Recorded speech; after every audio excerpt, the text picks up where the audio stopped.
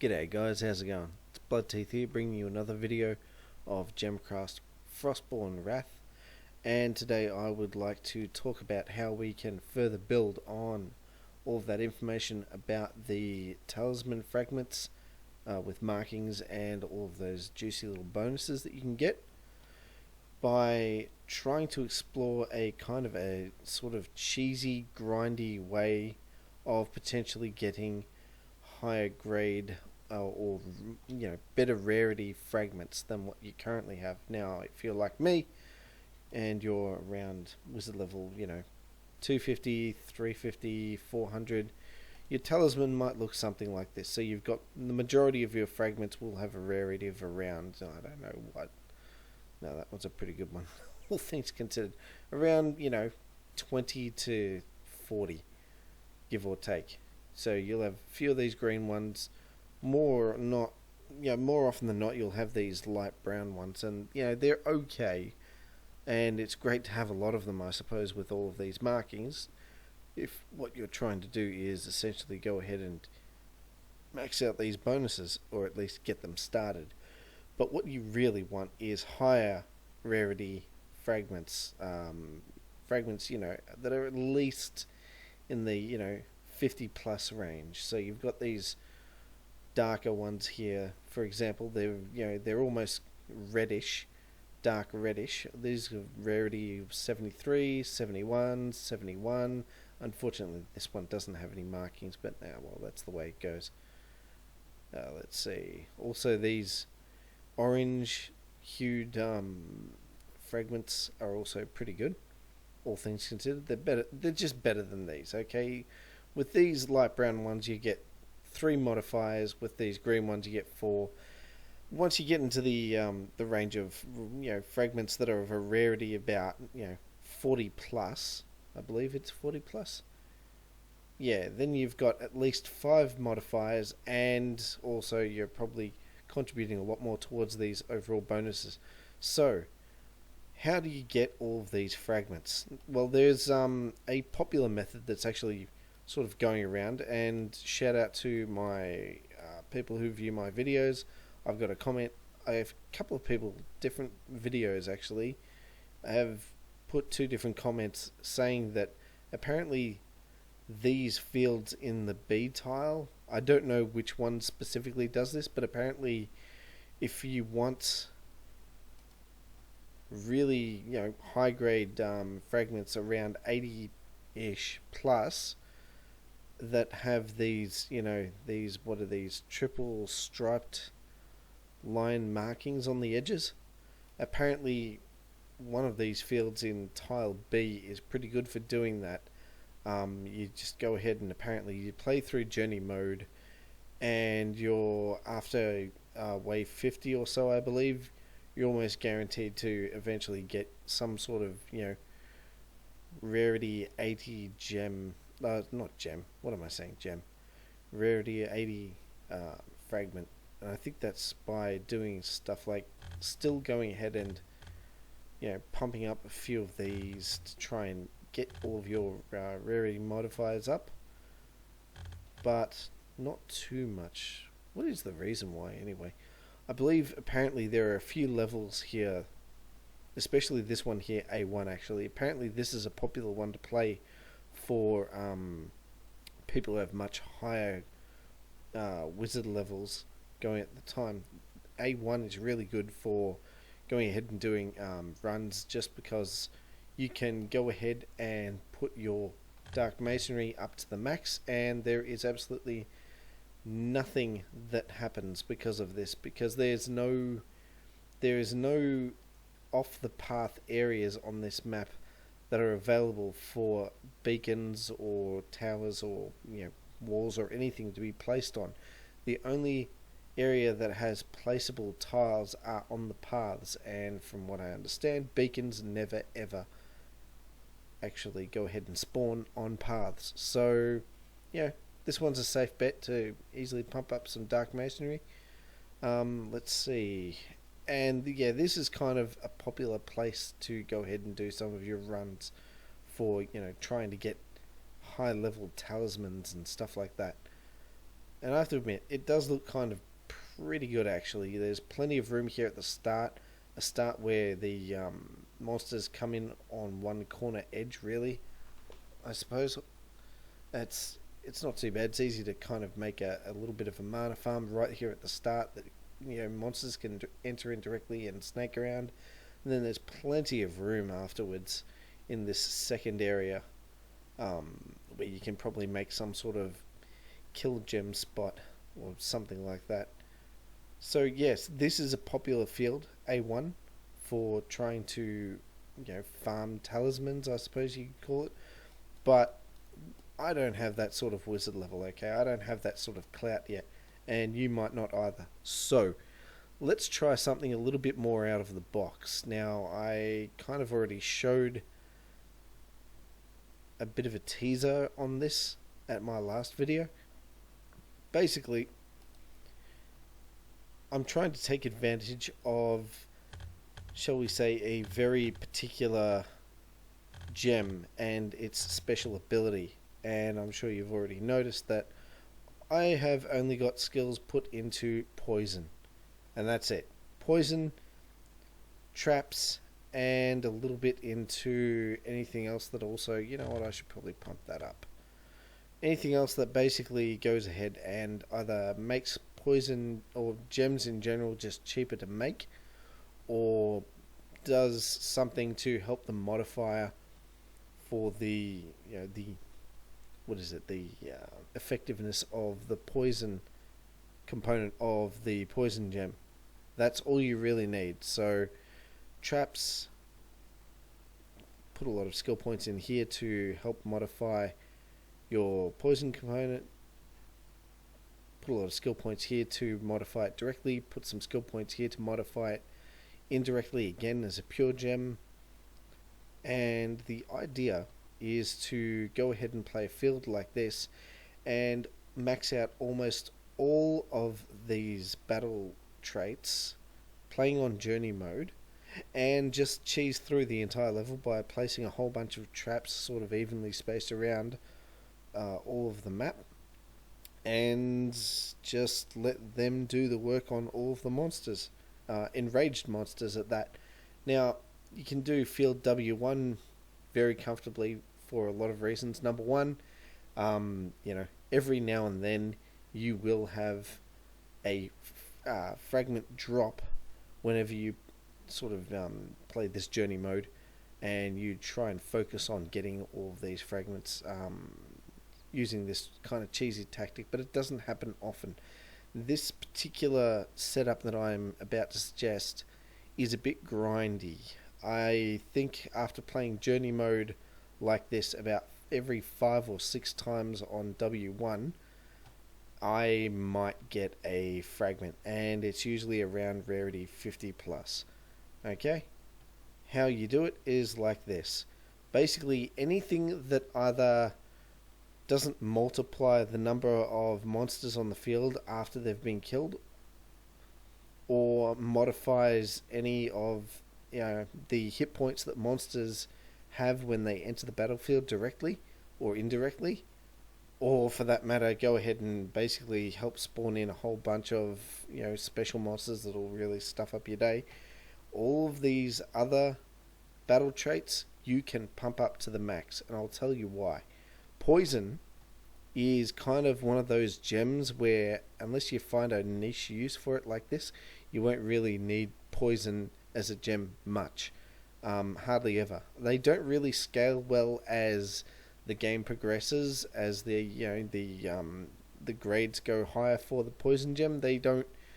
Their effect does not multiply at the same rate as how, I suppose, the hit points rise as waves progress throughout, say, endurance runs, for example. So poison gems, aside from helping you clear out a whole bunch of, say, swarm waves early on in the map, the poison gems are kind of useless. But journey mode on field W1, it is great, because field W1 has only 6 waves. So, and also, by the way, look at that, the first wave has only 6 hit points. So even when you enrage monsters to try and get more out, They honestly, these monsters are a pushover. So, poison in traps, why not? They do the gems in traps for poison, especially with the skill points distributed like I showed you previously.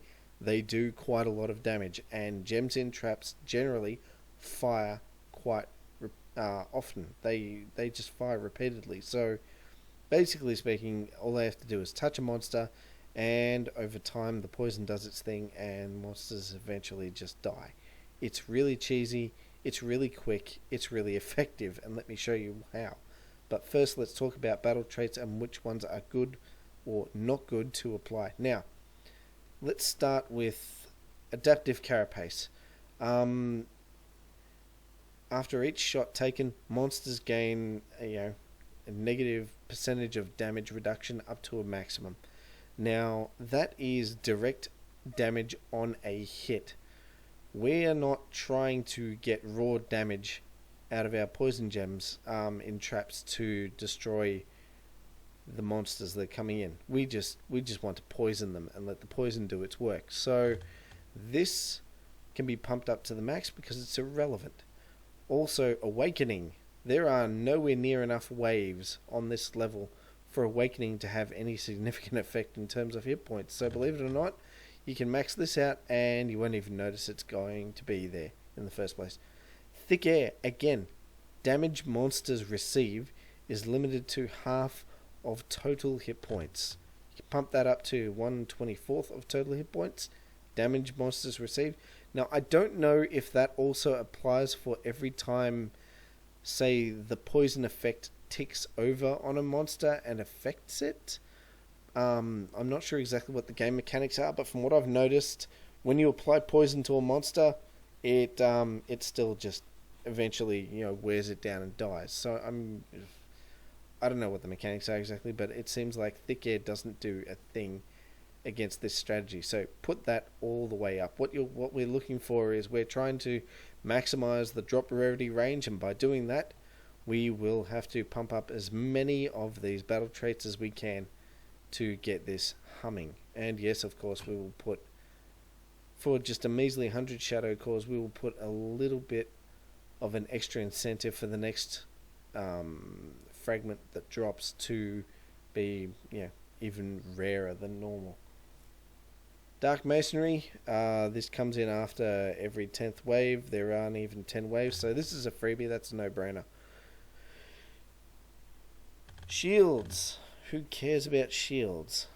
Thankfully, when poison effects are on a monster, they completely ignore shields. They just go straight for the hit points. That's what poison does. It goes straight for the hit points of the monster. It ignores shields, it ignores armor, it ignores pretty much everything.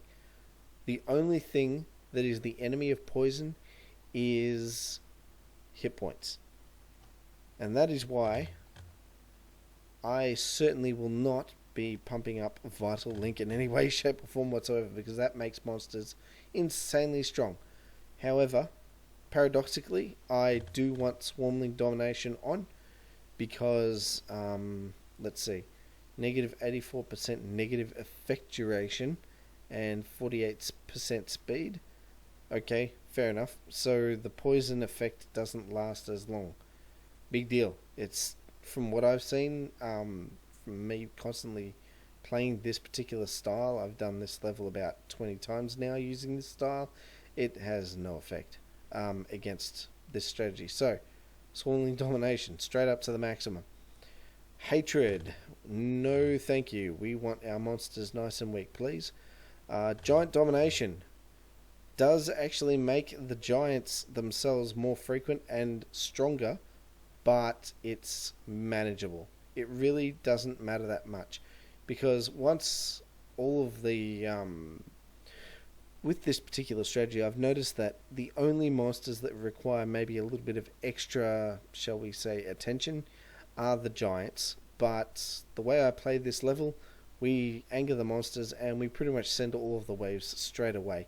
That's the way it goes. And of course, giants being the slowest monsters, they kind of bring up the rear very slowly, whereas all the swarmlings, they run off at first, and they'll be the cannon fodder. They'll they'll die quickly. The Reavers or whatever, they will also die reasonably quickly, and all that will be left is a bunch of giants that are slowly making their way through the map. So once you've cleaned up all of the rest of the mess, you'll have extra mana from the kills, extra mana from starting waves early, because like me, you fixed your talisman with fragments that have markings on them and put them in the correct spots, and you've got bonuses going for you, right? Yes, you've done that. Very good. So basically, when it gets to it, you just merge all of your gems and make one grade 8 poison gem. I usually just set it to random because, at the end of the day, the poison effect is still the best thing for it. And maybe even once I've, given the monsters a bit of a random hit treatment for a while, then I'll just chuck it in whatever the next trap is on the ground that the monsters are near, and then just slowly let them go over it and die. Because a grade 8 poison gem, a trap, especially when it's got 6 amplifiers around it with, grade 5 or 4 poison gems in them, it does a hell of a lot of poison damage. Something in the order of like 12,000 poison damage over, I don't know, a lot of seconds. It's a lot. It brings down pretty much all of the monsters, and whatever's left, if there are any stragglers that even survive that, the strategy is just, put it in a tower, use Bolt, and Bolt pretty much cleans up the rest. So, hey, whatever. It's easy. Let's see, what is this? This thing gives non-destructible armor. Well, poison ignores armor, so let's do that. This one I'm kind of in two minds about. I don't usually put it on just because I don't want all of those extra swarmlings to deal with, especially if they spawn from other swarmlings that have made it somehow quite far on the track. When they die, maybe 2 swarmlings with... what's the maximum? 2 swarmlings with... 3.6 times the original monster's hit points. So if a swarmling makes it all the way out to here and then dies, 2 swarmlings 3.5 times, with the amount of hit points as the one that just died, will spawn and start their run right here straight towards the orb. So that's not good news, especially considering that I will also be pumping up to the maximum Corrupted Banishment. There is a caveat to this strategy. You don't want anything reaching your orb. Pure and simple, because with Corrupted Banishment, straight away their hit points go up, they get shields, which doesn't matter, they get armor, which doesn't matter, but their hit points go up. And if they can survive one run through your maze, if they're 3.6 times as strong as before, then that means they can probably keep on surviving runs through your maze, and before you know it, you're dealing with monsters that maybe once upon a time started with 200-300 hit points, and then somehow magically after less than a minute of running through again and again and again, now they've got 71,000 hit points, and then after another half minute they've got 1,000,000 hit points, and you'll never destroy them. Never. Ever. So, be careful. Don't use swarmling parasites. That's my recommendation. Overcrowd, absolutely. Why not? What we want though, and it's a shame I haven't found a convenient way of also putting swarmling parasites. More numbers you have going into your field, the more monsters you kill, basically the more higher chance you have of actually getting a fragment to drop from one of those monsters. More monsters means more chance of getting a fragment. Simple as that. So let's pump that up to the max. Overcrowd and also Corrupted Banishment. Haste, we're sending all the waves anyway, so let's just crank that up to the maximum. And now Ritual, this is up to you. I personally found it a little bit overwhelming to try and use only poison to try and essentially destroy a whole bunch of special monsters coming onto the map. Some of them will be wizard hunters that may destroy some of your traps or your towers and so forth. Shadows are always a pain in the butt, especially when there's like all of a sudden 3 or 4 of them that come onto the map at the same time after wave 5 starts. That's not the sort of thing you want to have to try and deal with while you're focusing down on, say, straggler giants and so forth. It's not good, especially when shadows themselves can actually, they can hover over some part of the path and start generating their own swarmlings as well, which just race towards your orb. That's not cool. I'm telling you, it's not cool at all. That can really, give you a hard time. So, I leave Ritual, Swarmling Parasites, Hatred, and Vital Link completely off. Everything else is cranked up to the max. Drop Rarity range is now 35 to 78 plus 10. So effectively it's 45 to 88. Okay, that's the range at which my fragments can drop. Now that everything is all set, I've got my skill points exactly where I want them. I've got my journey mode set. I've got my battle trait set. Now comes the monotonous part. Honestly, it is a bit monotonous. I just have to grind through now. And if you copy me, so do you. Basically, you have to just do this over and over and over again. And stick to it. Because it's going to take a while before you see any results. I may get lucky and I might actually get a fragment drop on this particular run, but honestly it's about 1 in every 5 or 6 runs for me on average that I would actually get a fragment to drop, just because, at the end of the day there's not many monsters, even with the overcrowd and all of that extra stuff. Honestly, seriously, what are we looking at? 6 waves here. Also, can I just say, even with the giant domination and the swarmling domination, or whatever the hell that thing is called, I find it's always composed the same. Always the Reaver waves that convert to either giant or to swarmling always stays the same for me. It's always a swarmling wave on wave 5, and 3, 4, and 6 are giants. The first 2 are Reavers. So I don't think that's actually randomized. I think it's predetermined in some way. So, something interesting to note. Anyway, what have we got here? I've got a grade 6 gem that is Angering Waves. Oh, by the way, let's have a look. I've got grade 5 gems, pure green gems inside my traps that are laid out, sort of separated evenly across the entire field. And they all do exactly 1000 poison damage over 9 seconds. Let's see how they do. What have we got? 41 Reavers at 200 hit points, 38 at 230. Some big buffers. We've got 12 giants, 10 giants, and 15 giants. The highest hit point ones are these 10 giants at almost 10,000 hit points, but that's still manageable.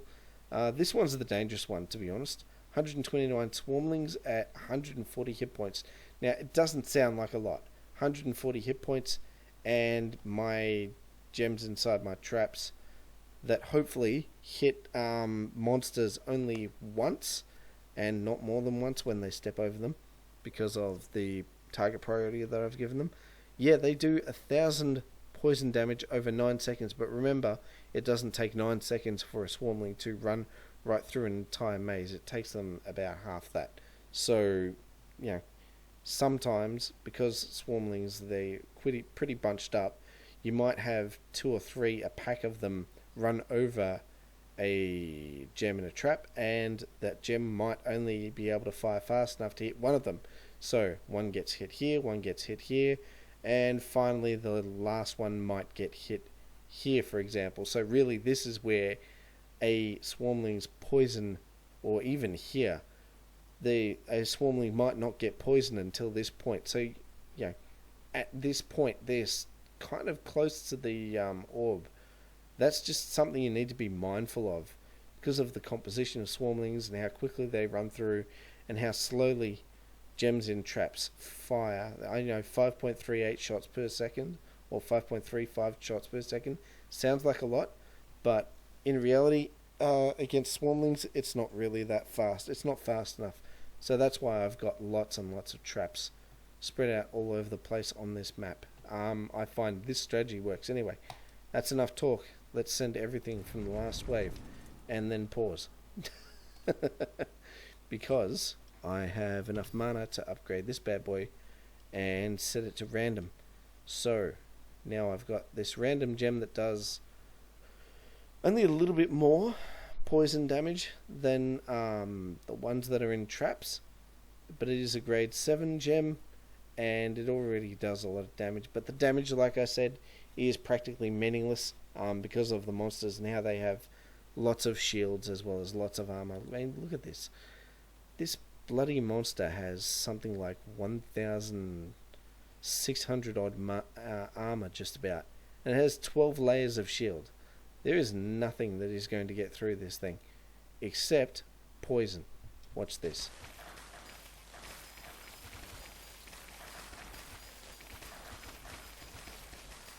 It's working out well. Alright. Now what I can do is I can merge these two and these two together to make a grade 7 gem, and then let's make this grade 8 and let's give it some beam action. Have you ever seen a gem in a tower with beam on firing at random monsters when there's lots of monsters nearby? It's like a light show. It's like it doesn't know what to do, so it just spazzes out and does everything. There we go. Let's put some bolt action on. Again, still hitting random monsters. Oh, and I've also activated some of the mods. I've activated their mod that gives you greed or something, or I don't know. The one that basically means more mana drops per kill, more chance of getting cores or fragments and stuff like that. But I've also activated a mod that, interestingly, what it does is it says there's like a either a chance or I don't think it's a chance. I think it's guaranteed that whenever a gem in a tower that is firing uses the barrage ability, when those barrage shells hit, there is... I can't remember if it's a chance or not. I don't think it's a chance. I think there's guaranteed for one gem wasp to generate. So, let's see that happen. Yeah, there we go. We've got some wasps all over the place. Oh, and by the way, I just beat the level. Now, if I wasn't talking, we could get that done a lot quicker. Hey, look at that. First go. We got... Wow. Almost the weakest rarity fragment possible, and it doesn't even have markings. Well, on the upside, that's proof of concept right there. I got really lucky. I got a fragment. I got some shadow cores. Don't worry, you won't get much in the way of shadow cores and so forth. Although I have to admit, this weird, strange way of trying to get fragments has this weird side effect of really pumping up your highest journey XP. Quite a lot, actually. I can't believe how much XP I got from journey mode of all things. I have tried this on field W2 as well, because field W2 has 8 waves, but after that, unfortunately the party's over because of dark masonry. I mean, yes, you could try this trick without dark masonry on, but I'm not sure it's worth the trade-off, to be honest, because W3 has 12 waves, 14 waves for W4, S1's got 16 waves, so the party's really over. It's a trick that only works best on W1 or W2, in my opinion. So, first things first, let's clean up. That's very nice. Let's get rid of that trash. And here we go again. This time I won't talk. I'll just try and do this as quickly as possible, so I can show you, roughly how quickly you can do this. Oh, and I didn't spend 100 cores on trying to increase the drop rarity of whatever the next one was. That sucks, but that's life. Oh well. Anyway, let's just do something like that.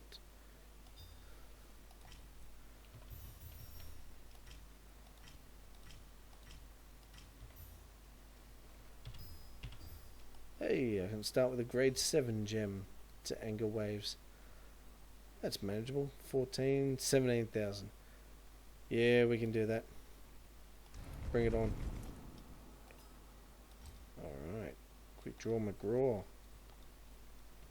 Let's go.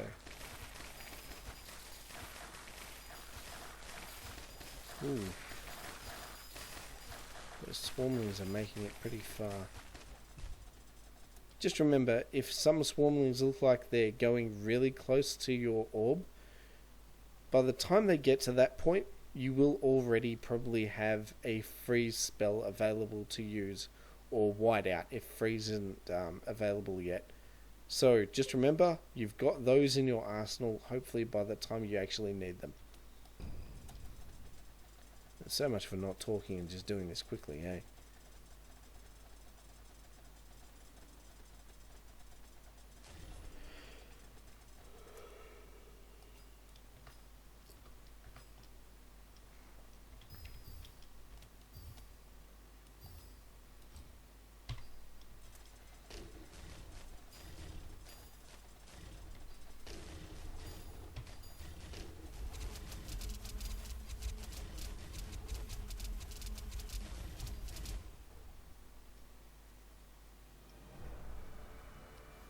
Too easy.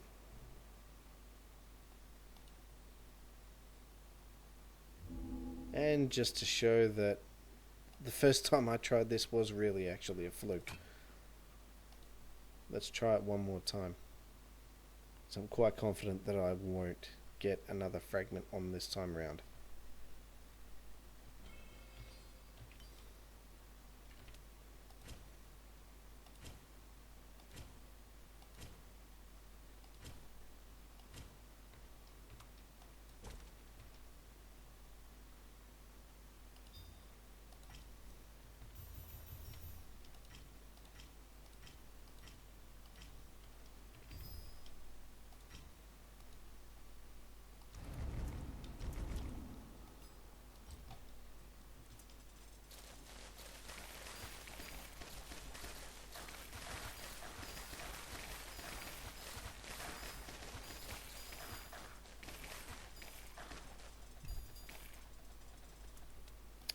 Another one working out well. This is good.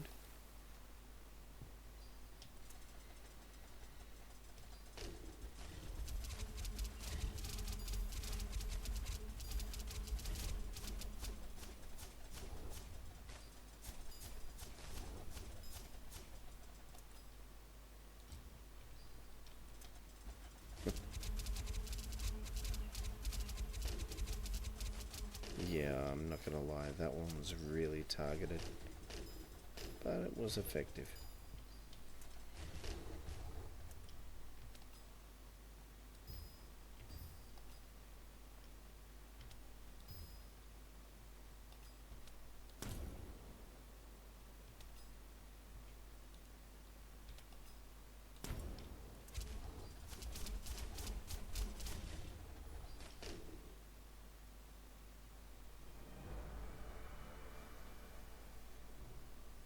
And there you have it.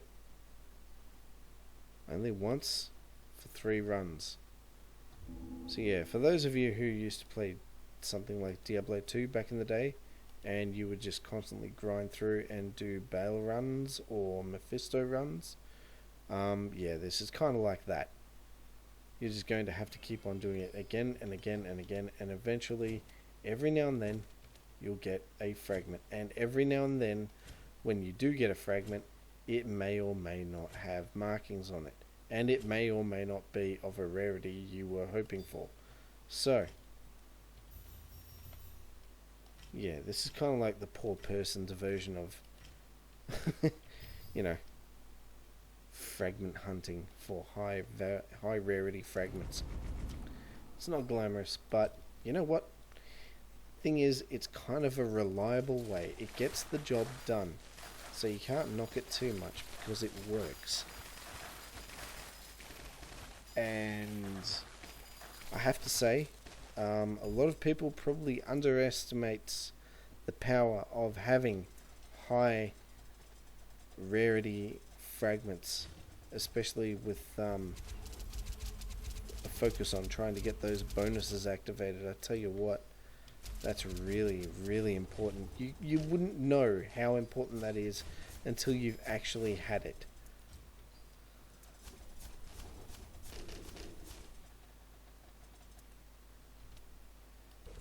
Okay, let's just calm him down.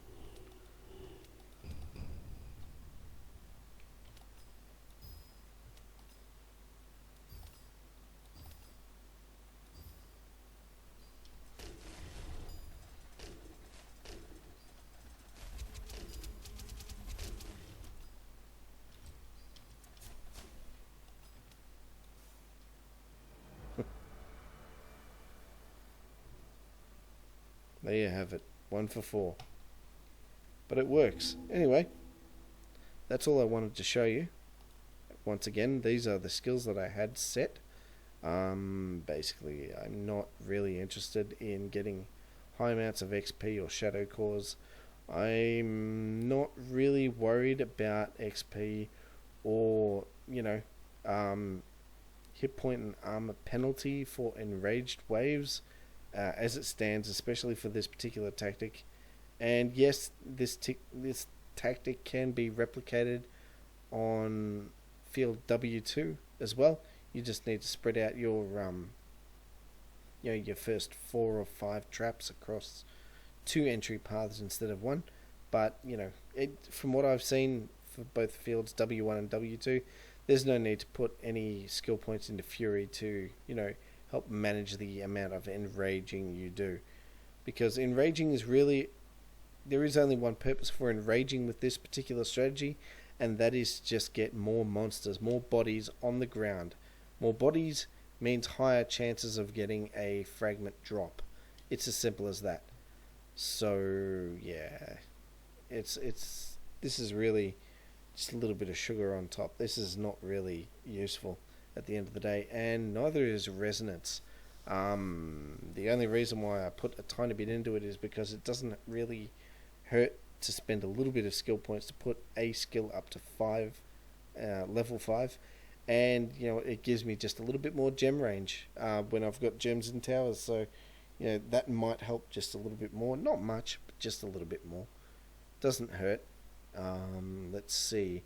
Fusion, yes, I've put a fair few skill points in here, basically to make it so buying the gems with the higher grades is cheaper in the first place. Why not? So I can just get more out onto the field and I can upgrade quicker.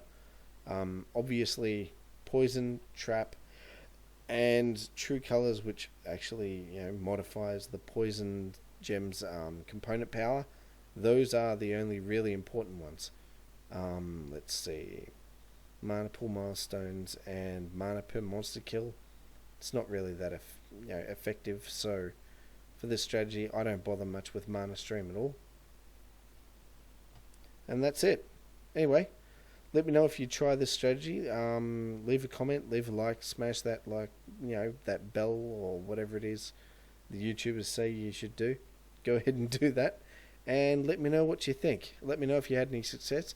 Let me know if you've got a version of this strategy that is a little bit different and may work better. And by working better, I mean be more reliable, more effective for people who have a wizard level around what I have, which is around 300. Okay, it's a low wizard level. I appreciate the strategies that some people tell for going ahead and play this game when you've got a wizard level of in excess of 5,000-6,000 wizard levels. That's nice, but that's not really realistic for the majority of players who probably haven't dominated this game. So yeah, with your strategies, just keep in mind the audience. Okay, trying to help out basically people who are not dominating this game yet, people who need tips. And honestly, I need tips. I've got some really big tips recently about the talisman and so forth, and now I've modified my talisman a little bit, and look at that, I've got an extra 281% initial mana and 608 mana at the start of each wave now. I got that just by changing 1 or 2 fragments here and here, and as you can see, the second lowest row is all of one type of fragment with the markings on the corners. So that's pretty cool. Let's see. Actually, do I have this fragment? I do, but not for any space that's not on the very top of the very bottom. I was about to say it'd be nice to be able to replace this, for example, with another fragment that has this marking for my second row, but no, I don't have it. And I'm loath to get rid of this just because it's such a high rarity fragment. Gives me an extra 150 initial mana for the start. Now, I know, all things being equal, that's not so important with these bonuses, but look at all these other random bonuses that I get. +1 to Wrath skills. +1 to Wrath skills here, and +1 to construction skills. I'm telling you, all of these fragments with rarities of 70 plus, that's where you start to get +1 to certain skills, or, you know, ideally the best you get is fragments with rarity of 100 that give +1 to all skills. Could you imagine that? If you had a talisman full of fragments that were all rarity of 100, you would start with +25 to every single skill. And that's before you spend any skill points at all. That's a pretty powerful starting position, I'm not going to lie. That sounds pretty nice. Something to shoot for. If there's only one thing you take away from this video, even if it's not the strategy that I just showed you regarding trying to get or hunt down high rarity fragments, it's just to, you know, understand how powerful a proper setup in a talisman in this game can be. Take that away. Focus a lot more of your time and effort on designing this, and you'll start to get some pretty sweet bonuses in your life. Playing this game will become a whole lot easier. If I'm going to be brutally honest, I have, while I've actually discovered this particular or learnt about this particular bonus structure, and, you know, while I've actually got these extra bonuses down the very bottom, I haven't actually tried an endurance run after I discovered this and rejigged my whole talisman. So maybe the next video would be me showing hopefully an endurance run score of, like, I don't know, 3 million or 4 million. So far I think this is still my record on field W4. Or is it Q something? With a Q2, Q4. Or is it R? I've done endurance on quite a few of these fields now, some of these lower tier fields, and I have got some pretty decent scores. I'm sort of consistently getting around 1 million. There we go, these two are pretty good. 1.3 million, 1.5 million just about. But it looks like W4 still holds my record for endurance thus far. But now that I've discovered this and I've got much stronger skills, what I'm going to do is I'm going to just probably farm a few more higher rarity talisman fragments.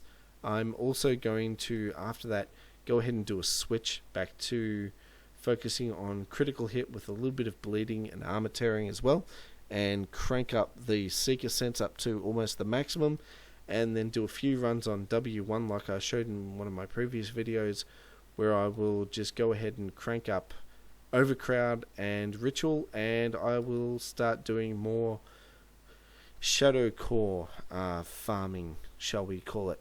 Every time you do a run with the monsters like that, actually no, it's on S1, my mistake.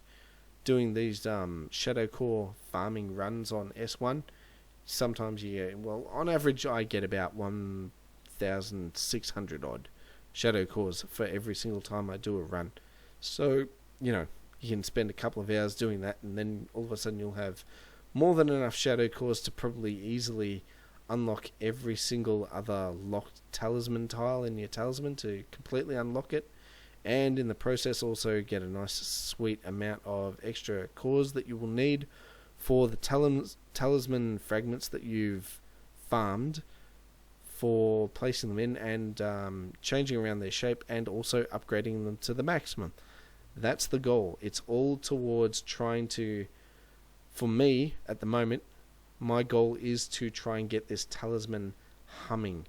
And once I've done that, then I'll start to do some more endurance runs, and we'll see if I have if I'm much better positioned, I suppose, to go ahead and get much higher endurance run scores just by using this to help me get that extra boost that I need early on in the game to, I don't know, maybe get a more well-established mana farm up earlier so that I can focus more time and effort on upgrading that and less time on upgrading my defensive gen that stops all the monsters from eating up all of my mana and making me go kaput.